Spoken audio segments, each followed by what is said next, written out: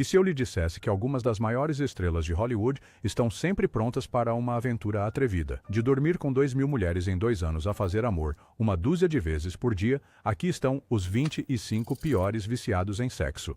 O primeiro da lista é Tom Sizemore, conhecido por suas atuações intensas em O Resgate do Soldado Ryan e Fogo contra Fogo. Apesar do sucesso na tela, a vida de Sizemore, fora das câmeras, foi marcada por um vício sexual implacável que frequentemente o colocava em apuros. Sizemore casou-se com a atriz Maeve Quinlan em 1996, mas a união foi curta, terminando em divórcio em 1999 devido aos problemas contínuos de drogas de Sizemore. Sua vida pessoal tumultuada não acabou aí. Ele também namorou Heidi Fleiss, a infame cafetina de Hollywood, adicionando mais notoriedade ao seu já caótico estilo de vida. Em julho de 2005, Sizemore tornou-se pai quando Janelle McIntyre deu à luz seus filhos gêmeos. No entanto, o relacionamento deles eventualmente terminou, adicionando outro capítulo à vida pessoal turbulenta de Sizemore. Mais tarde naquele ano, em 19 de outubro de 2005, a Vivid Entertainment lançou The Tom Sizemore Sex Scandal, uma fita de sexo com Sizemore e várias mulheres. Este lançamento escandaloso trouxe suas escapadas sexuais ao olho público, manchando ainda mais sua reputação. No vídeo, Sizemore afirmou ter feito sexo com Paris Hilton, uma declaração que Hilton negou veementemente. Ela afirmou que a alegação de Sizemore era apenas uma manobra para aumentar as vendas da fita controversa. Essa negação pública fez pouco para mitigar o impacto do escândalo na carreira já prejudicada de Sizemore.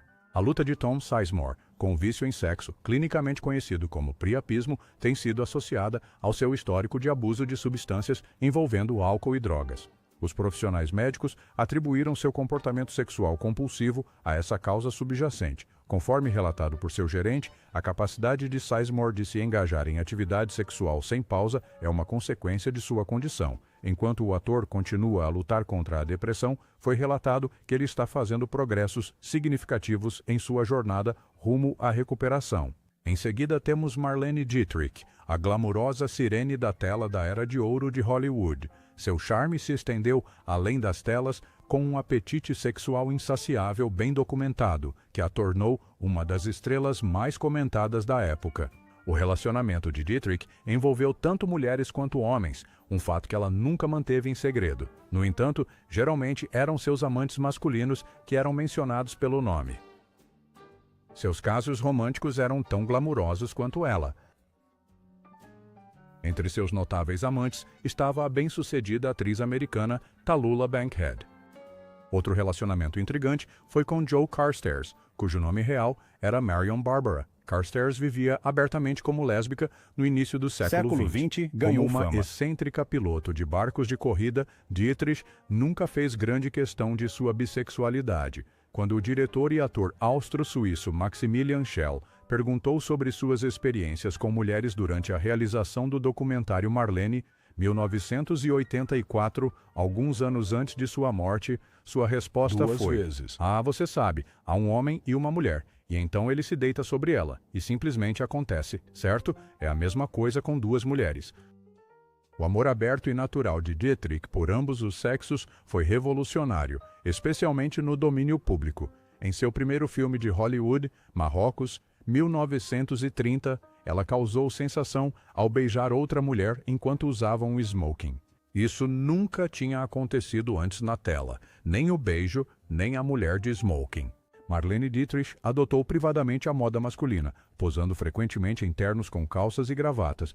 Inicialmente famosa por seu apelo sexual com um chapéu alto masculino, ela progressivamente borrava as normas de gênero. Sua imagem mais icônica do filme, O Anjo Azul, de 1930, a retrata de suspensórios e chapéu alto, um visual que a tornou uma estrela global. Depois há Lindsay Lohan, que foi uma querida da Disney e ícone adolescente. Lohan alcançou a fama interpretando papéis duplos como gêmeas animadas no sucesso do remake de Operação Cupido.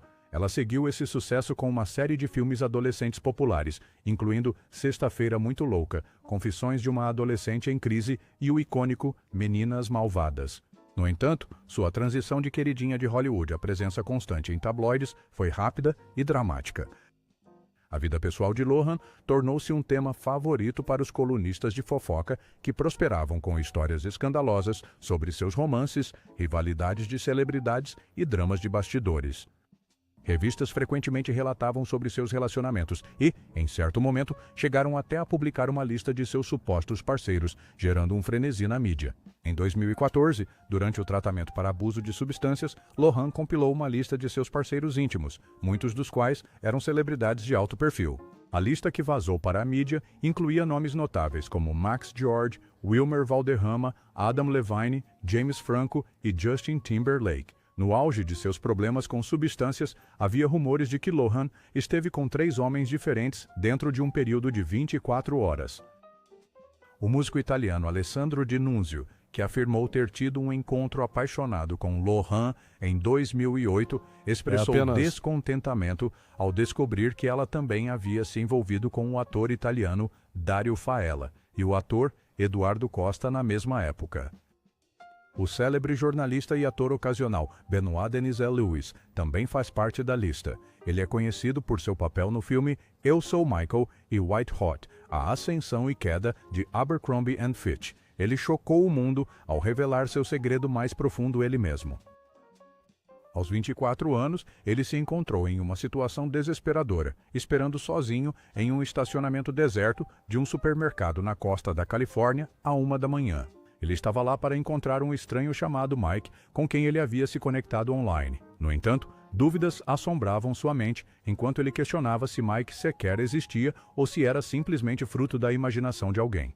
Benoit sabia que havia a possibilidade de Mike, que afirmava ter 22 anos e estava paranoico sobre sua namorada descobrir seus encontros com o mesmo sexo, não aparecer. Esse medo não era infundado, pois Benoit já tinha sido deixado para trás por vários homens antes.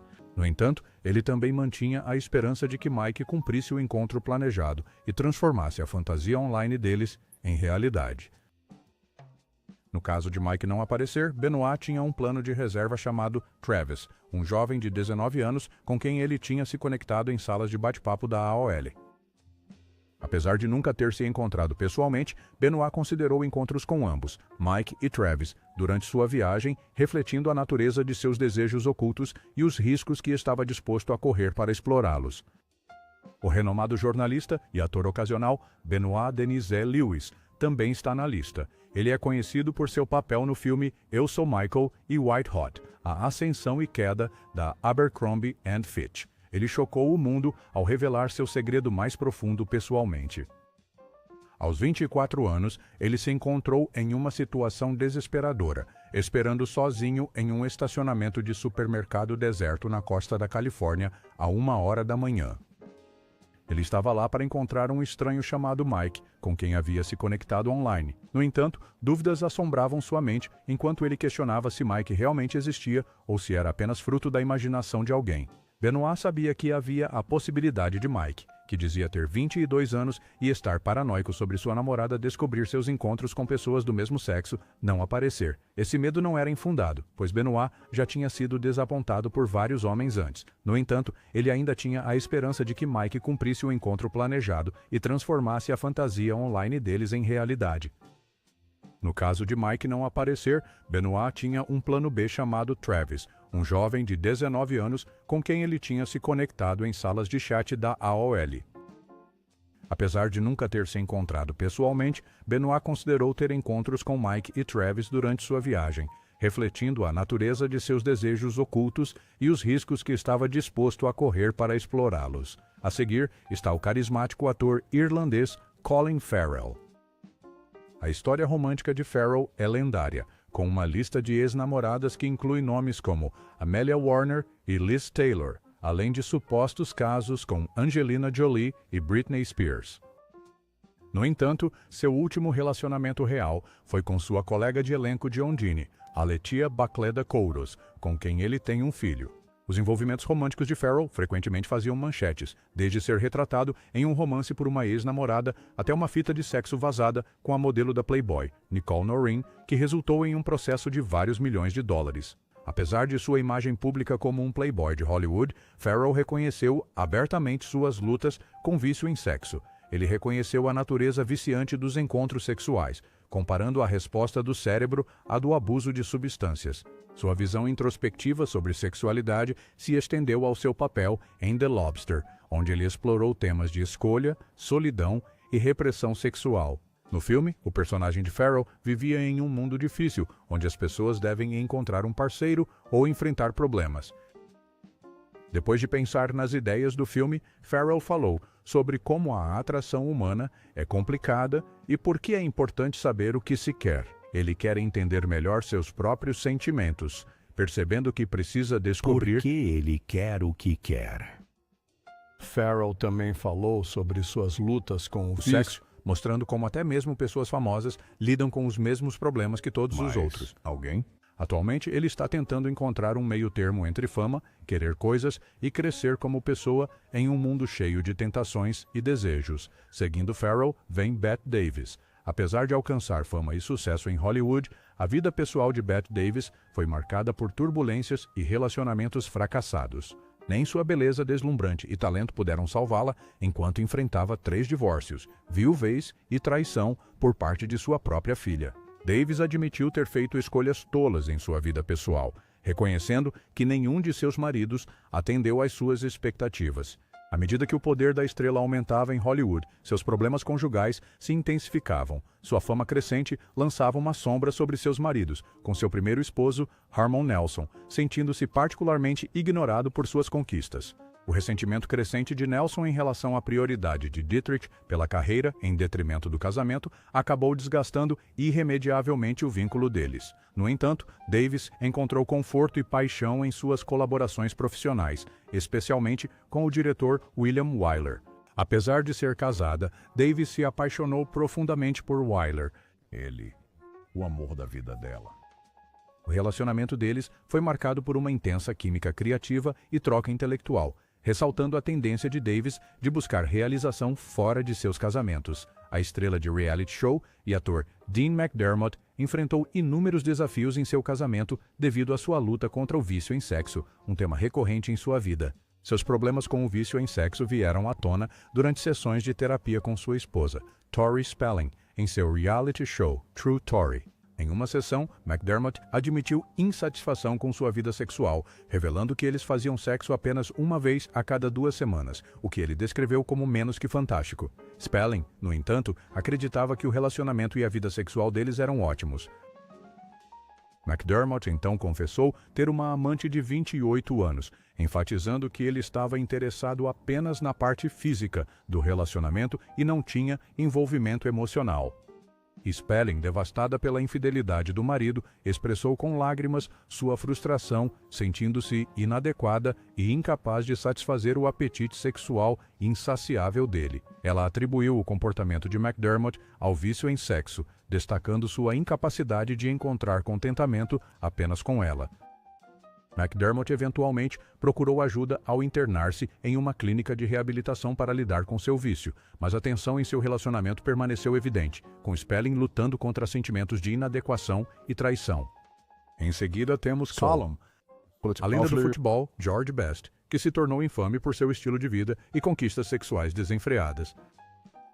Sua reputação como autoproclamado bad boy sofreu um grande golpe quando surgiram imagens escandalosas que o mostravam envolvido em uma orgia movida a drogas com prostitutas.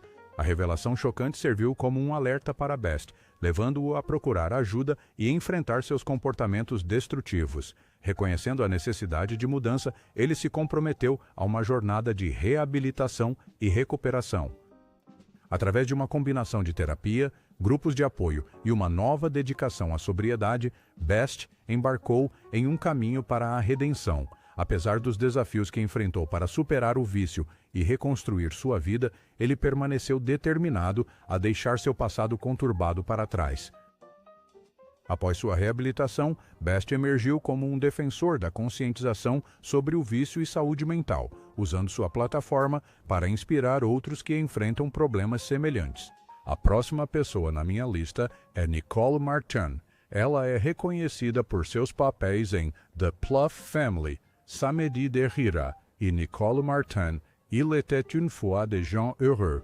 Ela enfrentou uma batalha angustiante contra o vício em sexo e masturbação, conforme revelado pela ex-colega Nicole Noreen. Em uma confissão franca no The Joy Behar Show, Noreen contou a profundidade de suas lutas, revelando ocasiões em que o vício se tornou tão esmagador que ela não conseguia sair da cama por um dia inteiro.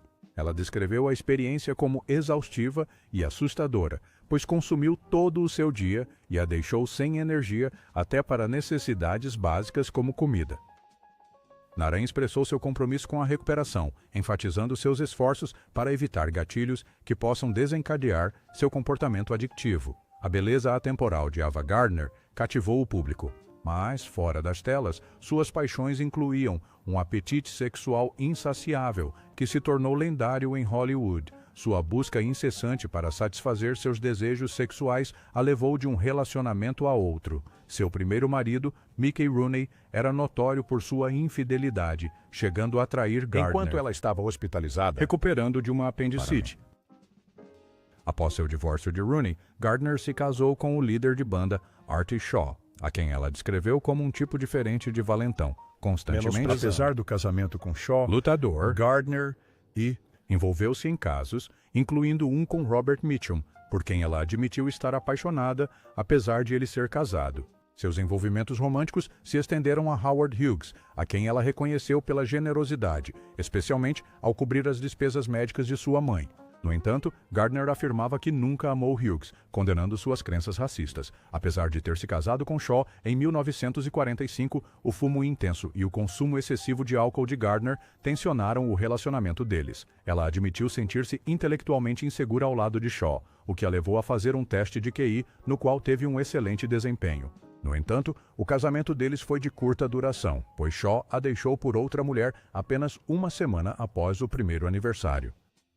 A vida amorosa conturbada de Gardner também incluiu um relacionamento com o ator George Scott, que ela afirmou frequentemente sujeitá-la a abusos quando estava bêbado. Essas experiências pintam um retrato complexo da jornada romântica de Gardner, caracterizada por paixão, tumulto e desilusão.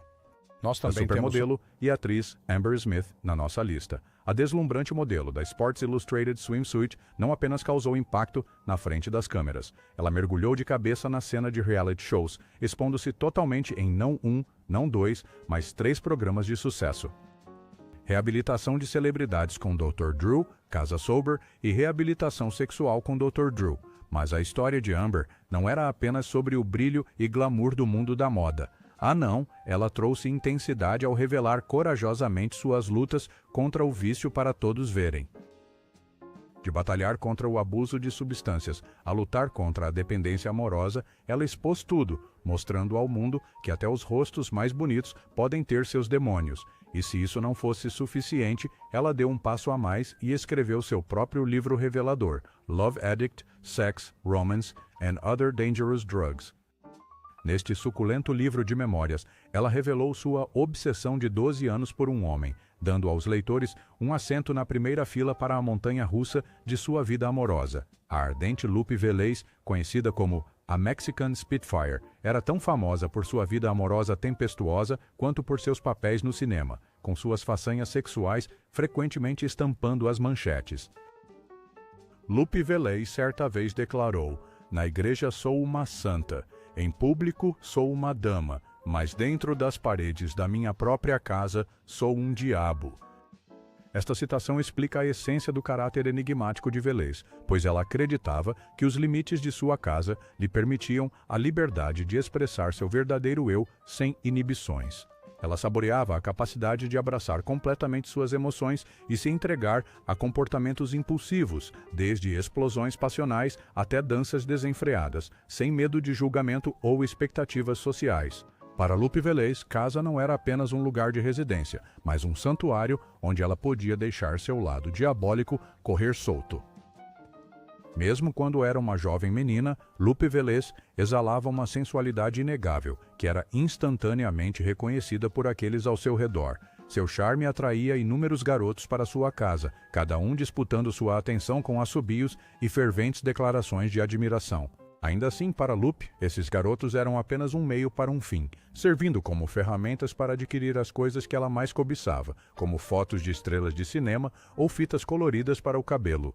Essa dinâmica tornou-se a norma, com pretendentes incessantemente cercando sua casa, ansiosos para ter um vislumbre da cativante Lupe. Até mesmo sua irmã Josephine ficou envolvida na rede de paixão, atuando como mensageira entre Lupe e seus muitos admiradores. Lupe rapidamente se tornou hábil em diferenciar os assobios únicos de seus jovens pretendentes, aprofundando-se ainda mais em um mundo de desejo crescente e fascínio. Quando jovem, Lupe foi atraída pelo glamour de Hollywood e desejava fotos de estrelas de cinema. Embora isso desafiasse as normas de sua sociedade, ela estava disposta a trocar favores para adquirir essas fotografias. Isso mostrava sua determinação em perseguir seus sonhos e a tornava uma figura única e poderosa. A seguir, Ingrid Bergman. Quando Ingrid Bergman chegou a Hollywood, ela desafiou a típica transformação de estrela, recusando-se a mudar seu nome, usar maquiagem pesada ou alterar sua aparência natural. Apesar da pressão da indústria, Bergman manteve-se firme em sua recusa, abraçando suas características nórdicas, incluindo suas sobrancelhas espessas, como parte de seu charme único. O produtor David O. Selznick reconheceu o apelo da beleza natural de Bergman e a promoveu como a natural nórdica, posicionando-a como um antídoto à imagem glamurosa fabricada de Hollywood. Ao longo de sua carreira, Bergman estrelou uma série de filmes que reforçaram sua imagem como uma mulher pura e virtuosa, apesar de eventuais indiscrições na tela, enquanto sua personagem em Casablanca cometia infidelidade. Bergman manteve uma aura de inocência e integridade. No final da década de 1940, a natureza insinuante de Bergman ficou em evidência quando ela escreveu uma carta encantadora ao diretor italiano Roberto Rossellini, expressando sua admiração pelo trabalho dele e disposição para colaborar. Apesar da reputação de Rossellini como mulherengo, a abordagem brincalhona de Bergman o conquistou, levando a um caso apaixonado e eventual colaboração em um projeto de filme inovador. A química indiscutível entre Bergman e Rossellini era evidente mesmo antes de começarem a filmar, com fotografias capturando a tensão e antecipação palpáveis entre eles. A princesa de Mônaco, Grace Kelly, tinha uma imagem pública serena que contrastava fortemente com rumores sobre suas compulsões sexuais. Durante anos, pensava-se que Grace Kelly era uma viciada em sexo, mas o livro de Sarah Bradford desafia essa noção. Segundo Bradford, Grace tinha um apetite sexual saudável e desfrutou de relacionamentos com figuras notáveis como Clark Gable e Ray Milland. O livro retrata Grace como alguém com um apetite sexual normal que desafiou as restrições de sua educação católica de classe média na Filadélfia. Mesmo antes de seu casamento com o príncipe Rainier de Mônaco, em 1956, Grace já estava familiarizada com envolvimentos românticos. Sua relação com Clark Gable durante as filmagens de Mogambo foi não correspondida, terminando com Grace experimentando rejeição pela primeira e única vez. Da mesma forma, seu envolvimento com Ray Milland durante as filmagens de Disque M para Matar de Alfred Hitchcock foi intenso, mas Grace terminou as coisas abruptamente quando a esposa de Milland ameaçou o divórcio.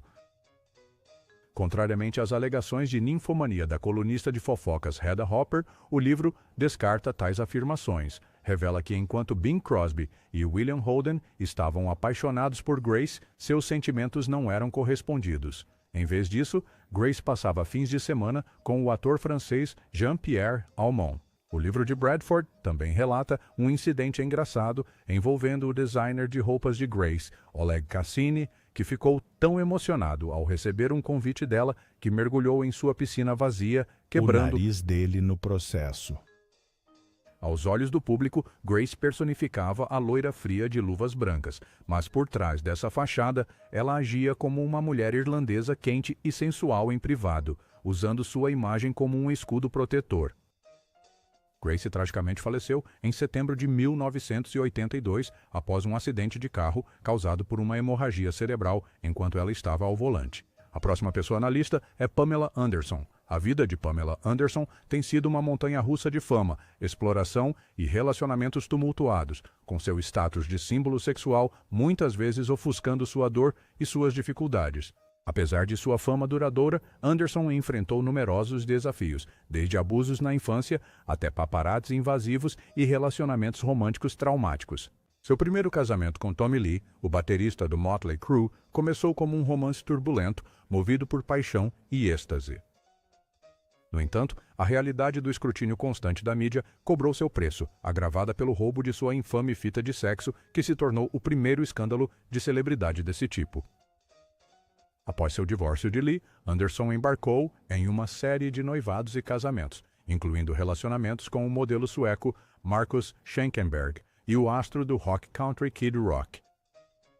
Apesar de momentos de felicidade, essas uniões foram de curta duração, com Anderson descrevendo-se, por fim, como livre após sua separação de Kid Rock. Seus casamentos subsequentes com o ator Rick Salomon foram marcados por um ciclo de reconciliação e divórcio, refletindo a vida amorosa tumultuada de Anderson. Mais recentemente, ela se casou com seu segurança, Dan Hayhurst, em um romance turbulento induzido pela pandemia que acabou em separação. Apesar dos altos e baixos de sua vida romântica, Anderson permanece resiliente e fiel a si mesma, abraçando seu status de solteira com graça e independência. Agora, sei que você deve ter visto Greta como a santa de Hollywood, porque ela mal se envolvia em controvérsias, mas estou aqui para dizer que você foi enganado. Greta Garbo optou por pular a questão do casamento, mas, pessoal, ela tinha um talento para criar intriga romântica. Ela dançou pela cena de encontros com uma graça despretensiosa, misturando-se com homens e mulheres, solteiros e casados, tudo enquanto mantinha seu espírito ferozmente independente. Considere o caso do ator Gilbert Roland, que se viu encantado pelo charme de Garbo durante a tumultuada Segunda Guerra Mundial. Em um momento de celebração, Garbo teria presenteado Roland com um encontro apaixonado, até mesmo deixando como lembrança uma cueca sua. No entanto, quando Roland retornou de licença, a aura misteriosa de Garbo prevaleceu ao rejeitar suas tentativas de reconectar. O motivo? Não sabemos. A vida amorosa de Garbo era um segredo bem guardado, mas rumores circulavam sobre seus casos com o discretamente gay fotógrafo de moda Cecil Beaton. O relacionamento deles durou 3 décadas, com encontros em metrópoles movimentadas como Nova York, Califórnia, Londres e Paris. Beaton, conhecido por sua franqueza, compartilhou pouco de seus encontros com o autor Truman Capote, que mais tarde descreveu Beaton como um dos poucos que podiam satisfazer Garbo fisicamente. Mas o próprio Beaton permaneceu perplexo com sua própria destreza, refletindo para seu biógrafo sobre a intensidade inesperada que ele trouxe para seus encontros. Sua energia bruta intrigava e chocava Garbo, deixando ambos desconcertados pela força magnética de sua conexão. Na turbulenta jornada dos casos românticos de Garbo, uma coisa permanecia certa: ela jogava pelas próprias regras. Se você assistiu à sitcom musical dos anos 70, The Partridge Family, então deve conhecer David Cassidy. Sua interpretação de Keith o elevou ao status de ídolo adolescente, tornando-o uma superestrela pop da época. No entanto, por trás da fachada brilhante, Cassidy lutou com seus demônios internos, incluindo uma batalha contra o vício em sexo. Ao longo de sua vida, Cassidy enfrentou vários problemas, frequentemente sentindo um profundo senso de infelicidade e uma incapacidade de encontrar prazer em suas conquistas. Apesar da adoração dos fãs, Cassidy confidenciava a círculos próximos sua insatisfação com a vida, lamentando que seu sucesso não lhe trouxe a satisfação que outros presumiam. Ele frequentemente minimizava seu status de celebridade, tentando transmitir aos fãs a realidade de suas lutas e imperfeições. Interações com fãs frequentemente deixavam Cassidy se sentindo incompreendido enquanto ele tentava transmitir a complexidade de sua agitação interna. Apesar das aparências de fama e sucesso, Cassidy se sentia como apenas mais uma pessoa enfrentando os desafios da vida, tentando passar por cada dia. Suas tentativas de comunicar isso aos fãs eram recebidas com descrença, pois eles não conseguiam entender como alguém com seu nível de estrelato poderia sentir algo além de satisfação. Você já conheceu Hedy Lamarr? Você provavelmente já.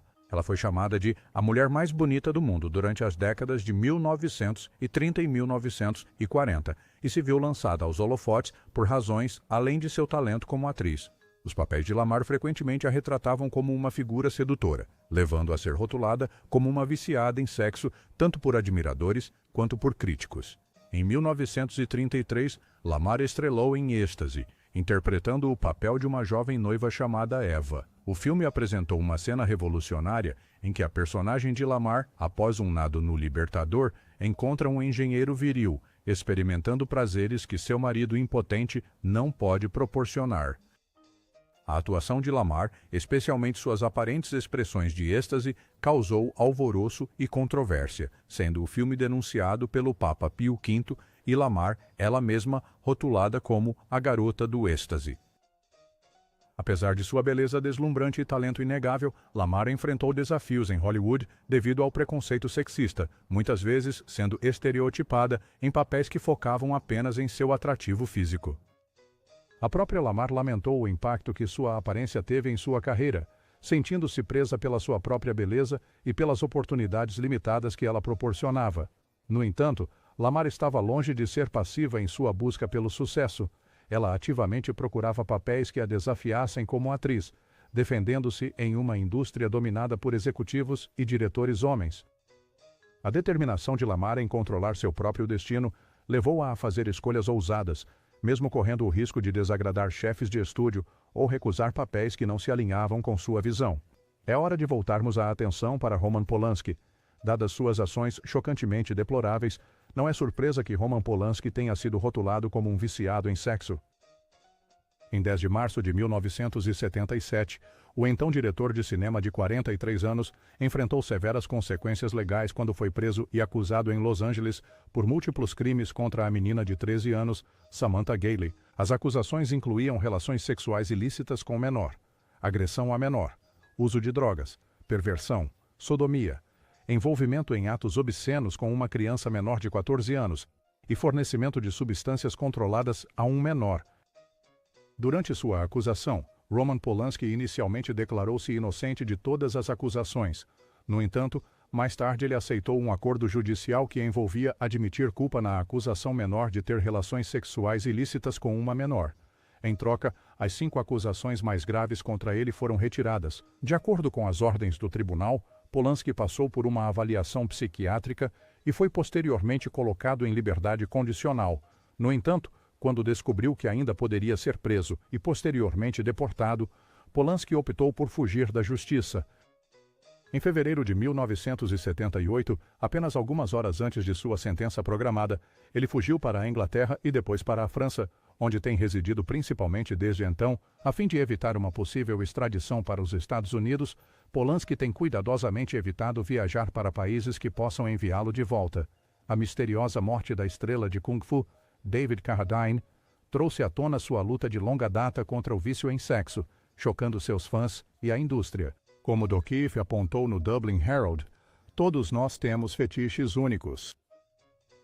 Infelizmente, as circunstâncias em torno da morte do ator David Carradine, encontrado nu em um guarda-roupa de hotel em Bangkok, com cordas em volta do pescoço e genitais, levaram a uma curiosidade generalizada sobre suas inclinações sexuais. Após sua morte, suas ex-parceiras começaram a compartilhar histórias sobre Carradine's gostos. Como Yvonne Fulbright destacou na Fox News, independentemente de a asfixia autoerótica ter sido de fato a causa da morte de Carradine, estima-se que de 500 a 1.000 jovens americanos perdem suas vidas devido a essa prática perigosa anualmente.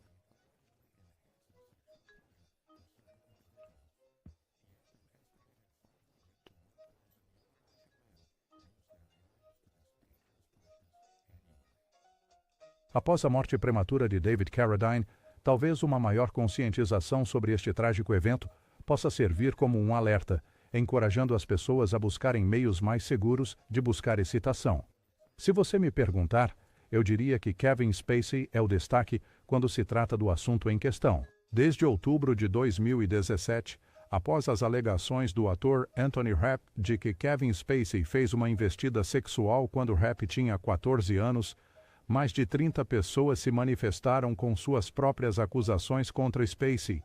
Esses relatos variam de assédio a toques inapropriados. Em 16 de novembro de 2017, o Old Vic Theatre de Londres, onde Spacey foi diretor artístico de 2004 a 2015, anunciou que uma linha direta estabelecida para investigar Spacey havia recebido 20 alegações de uma série de comportamentos inadequados, todos referentes a homens jovens com mais de 18 anos. As alegações desencadearam uma série de esforços de controle de danos, enquanto várias entidades de Hollywood procuravam se distanciar do ator.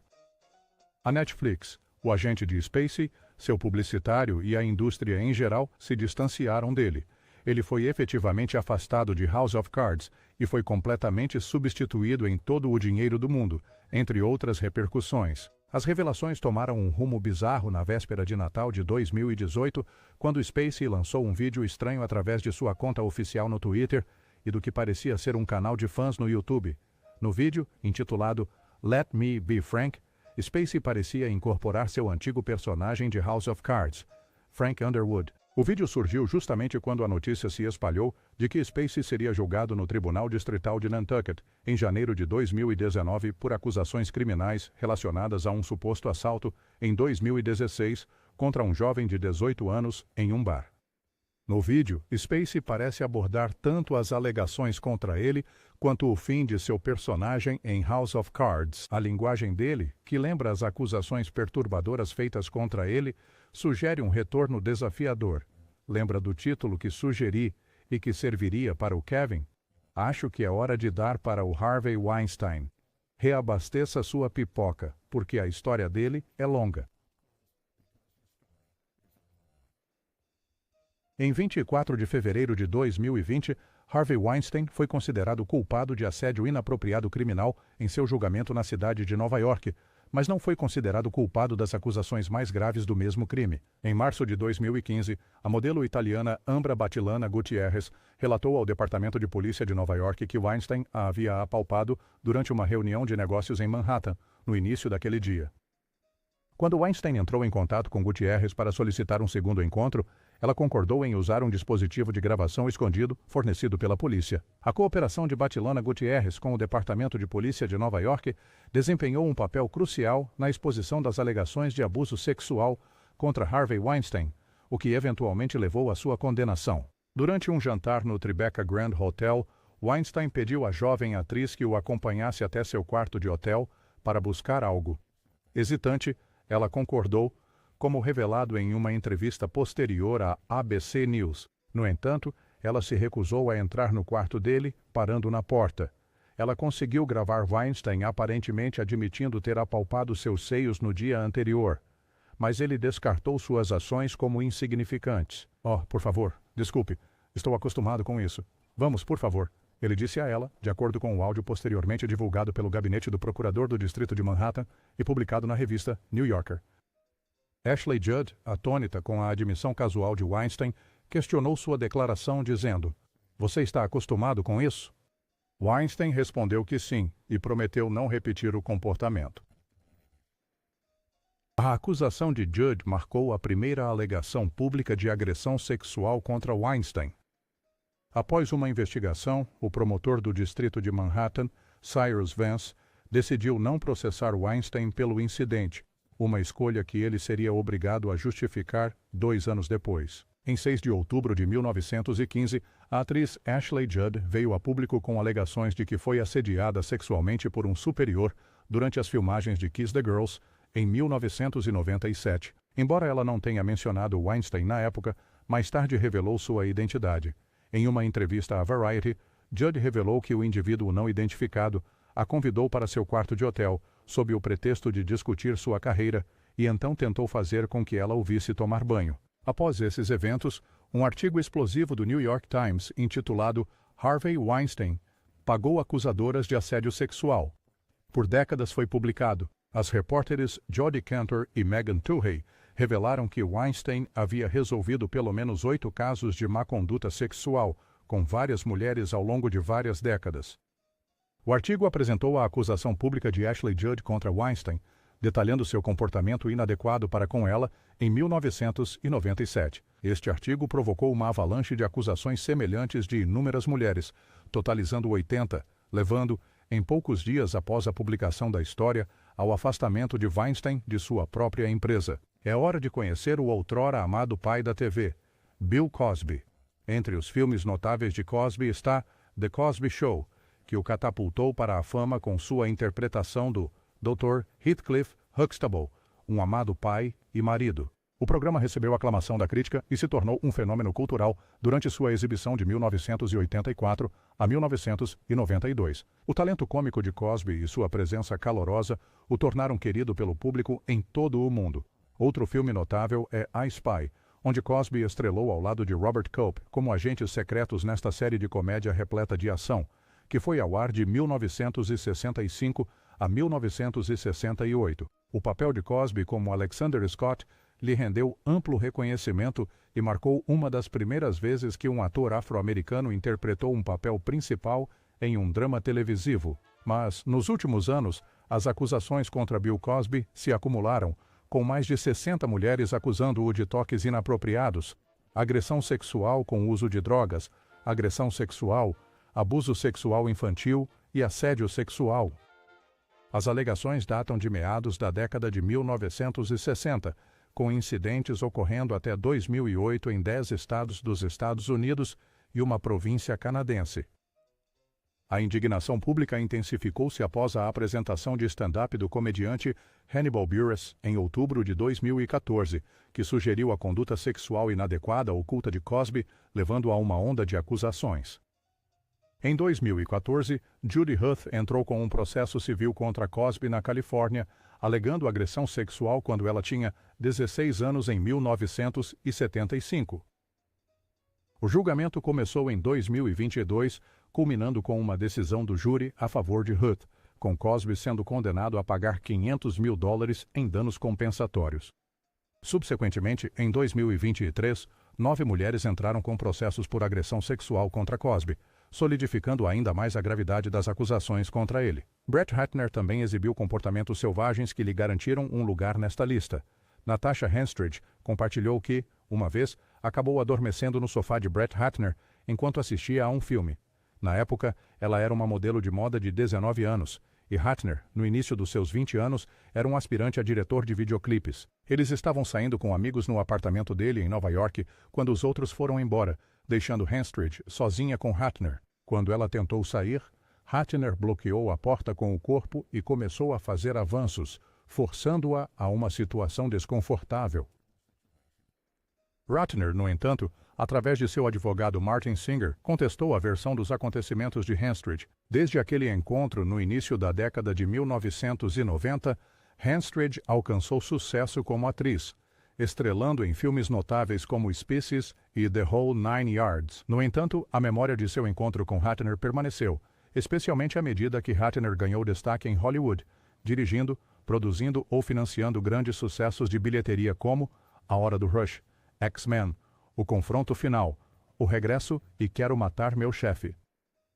Em meio à onda de acusações contra homens poderosos na indústria do entretenimento, Henstridge e outras 5 mulheres acusaram Ratner de várias formas de assédio sexual e má conduta ocorrendo em ambientes privados, em sets de filmagem ou em eventos da indústria. Olivia Munn relatou um incidente durante sua visita ao set do filme de Ratner de 2004, After the Sunset, onde ele supostamente se expôs em seu trailer. Munn, que era uma atriz aspirante na época, documentou o incidente em seus ensaios sem nomear Ratner. No entanto, Ratner mais tarde se identificou como o diretor, fazendo afirmações falsas sobre suas interações.